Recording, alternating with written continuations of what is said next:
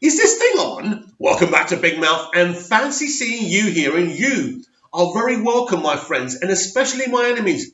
Come in, sit down, because I'll be posing you a couple of big dceu questions today.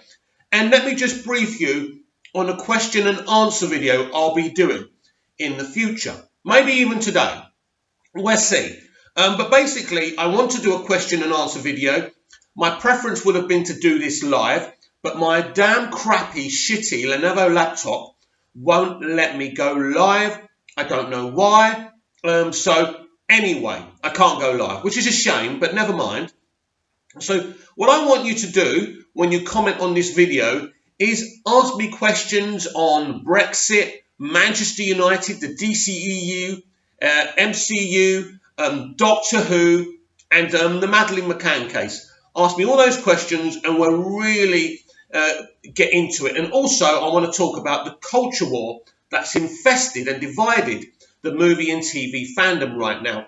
Anyway, let's get back to Wednesday's edition of the DCEU Daily. Two big subjects today. Should Superman and Batman kill, especially on film and TV? Seeing we've had SnyderCon and that issue has been brought back up again. And also, was Batman v Superman and Man of Steel mismarketed? We'll talk about that afterwards. But first, let's ask. I want you to comment down below and let me know. Should Batman and Superman, under any circumstances, kill on film and on TV? Now, Zack Snyder has said that Batman killing doesn't make him a better hero. He has said that. And I think the problem is with it. I think especially in Batman v Superman, I mean, there's a moment in that film after he befriends Superman, and he's in a situation where these guys are coming at him, and it kind of makes a kind of sense for him to be just doing what he can. He just needs to kill them. He can't keep on fighting them, because then it gets stupid. You just knock them out and they fall to the ground. Honestly, Batman killing isn't a big deal for me. It's a bigger deal for Superman to kill. Now, even when I first saw Man of Steel and he breaks Zod's neck, even though I was really shocked by it, I found it a really, really compelling moment. But ultimately, this is the problem with it. I couldn't take my nephews and nieces to see Man of Steel. There was kind of a bit of toilet humour there. But the thing is, I couldn't allow children under 10 years old to sit there and watch Superman break Zod's neck. It wasn't viable. Look, I'm not one of these people who likes to overprotect children. They need to see what's in the real world and the dangers of it. And I always talk to my nephews and nieces about that. But at the end of the day, you can't take children under 10 to see that, which means those children are robbed from seeing a Superman movie, right? Now, just imagine if I never was able to see Superman the movie as a child. I wouldn't be doing these videos. I wouldn't be the biggest Superman fan, one of the biggest Superman fans, DC fans, and really passionate about the DCEU right now. I wouldn't. I would have been robbed of that. That was my first experience, and this is how I fell in love with Superman.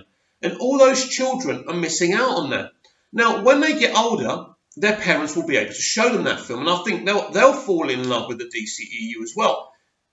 But they're going to fall in love with the DCEU because of Shazam, because that film is definitely for them.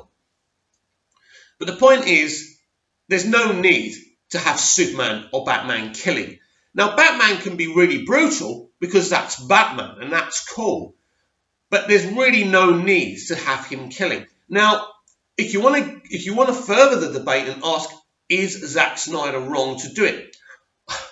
It's a difficult one, because this actually leads me to my next question. Was Man of Steel and Batman v Superman mismarketed? I'd say absolutely yes, because you know what?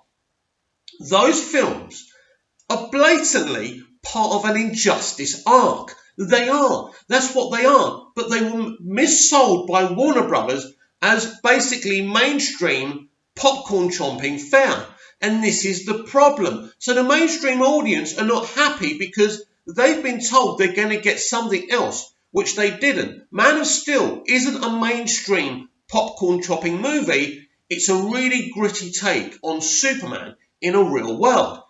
Batman v Superman is even grittier and even more realistic and even more brutal. But those two films are leading to an injustice story. They are part of an injustice arc. Let me ask you this. If you were told in the marketing for Man of Steel, part of the injustice arc, if you knew this was leading to injustice, right, you would have been excited because millions of people love Injustice, love the games, they love the story, they would have been hyped. But Warner Brothers didn't tell them that. They sold this as a mainstream Superman film, as they did Batman v Superman. Now, Man of Steel can kind of get away with kind of being a mainstream blockbuster. There's a lot of elements there that do that, right? Especially the visuals. But at the end of the day, when you get to Batman v Superman, it's obvious this film is leading and is part of an injustice story arc. They're showing us that amazing injustice sequence is beautiful, right?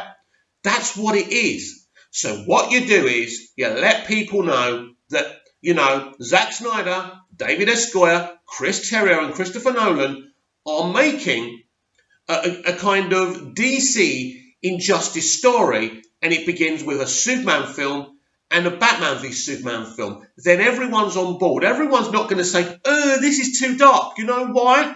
Because they already know what's coming, and people are going to be excited. People are going to be excited that they've seen this future nightmare scene because it's amazing. It's a beautiful scene. But instead, they misrepresent what Batman v Superman and Man of Steel are going to be. And then there's the misunderstanding because people are saying, we don't want our Batman and Superman films like this. But if you tell them what they're going to get, that this is part of an injustice story arc from the very beginning, there is no problem. And this is where the mistake was. And I've said this on here before. I've talked about the marketing for both Man of Steel and Batman v Superman.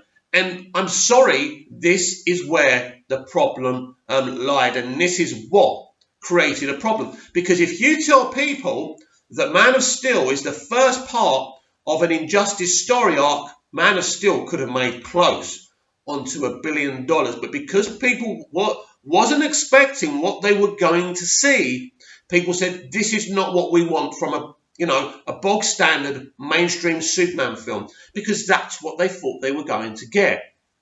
And this is why I don't blame people for hating on two films I absolutely love and adore, because I do and I always will. But the wrong thing is the problem doesn't lie at Zack Snyder's door. The problem doesn't lie at the people's door that made this film. It lies at the door of Warner Brothers, who missed a big trick in saying, Man of Steel, the beginning of the injustice arc. You do that and everyone's jumping up, getting hyped up and knows what they're going to be getting. There'll still be surprises, there'll still be shocks. It's not predictable, but what I'm telling you is, if people knew this was part of an injustice arc, people would have just said, wow, yes, we want to watch that. But people didn't know that. Even after Batman v Superman, the mainstream audience didn't even know what they were going to do in Justice League. And the reason that Warner Brothers rejected his original idea for Justice League and then the actual film that he shot, because people thought they were going to be coming in to, again, a bog standard, mainstream, happy, inspirational Justice League movie. Because wasn't it David S. Goyer or Chris Terrio who said, Man of Steel is the first chapter, Batman v Superman is the Empire Strikes Back version, right? Is the kind of darky one. And then Justice League is more inspirational. But that wasn't true. Justice League, what they wanted to do with Justice League was extremely compelling and dark. Now, I wouldn't have had an issue with it, and I didn't have an issue with it myself. But what I'm saying is, people wouldn't have had an issue with it if they damn well said, this is an injustice story, then everyone's on board. Because all those people who hate BVS and MOS, I can promise you, are playing on their joypads right now. They're playing Injustice. They're playing Injustice 2, and they're loving the hell out of it, and I would have loved the hell out of an Injustice movie arc. But because they weren't told this, this is where the misunderstandings and the problems started, and this is what led to Zack Snyder losing his very prominent position, because he was casting these films. And you know, it would have been awesome, right? But because Warner Brothers didn't have the guts to say, we're doing an Injustice arc, they got themselves into trouble, and they had to cut Zack and his team loose. And this is where the big tragedy is. And I'll always think about it, and I'll always be regretful that this studio made the mistake in their marketing, because they didn't have the guts to say the truth on what they were doing. Because the problem was, from the very beginning, they brought in Christopher Nolan to play this Godfather role. They allowed him to make all the decisions. He brought Zack in, he brought Deb in. He allowed them to make big decisions. And then the studio, and then Chris was very kind of involved in Man of Steel, but then took a step back from the other films, which meant Zack was totally in charge. The studio really didn't like what was going on, and then, you know, they brought Jeff Johns in and this one in, and too many cooks spoiled the broth. Everyone wasn't on the same page, and this is where the real problems began. But I'll say one more time for luck. If everyone knows, the audience knows, that they're getting an Injustice arc, we're all hyped. There's no division between the fans, and these films would have been very successful. Not only that, I think these films would have gone down as greats, and they would have destroyed the MCU. But because everyone wasn't on the same page and didn't sing from the same hymn sheet, big problems arose. And this is why the whole Injustice version of Justice League never could happen, because everybody wanted different things. Please like, share and subscribe. Please share the video if you enjoyed the video, enjoyed the talking points. So please comment down below and let me know what you think. Should Batman and Superman kill on TV and film? And do you think Man of Steel and Batman v Superman were marketed, and there should have been a bit more honesty in the marketing, as there was with Logan, and there was no issue with Logan? That's gone down as a classic. Please let me know, and I'll speak to you tomorrow in tomorrow's edition of the DCEU Daily. See you then.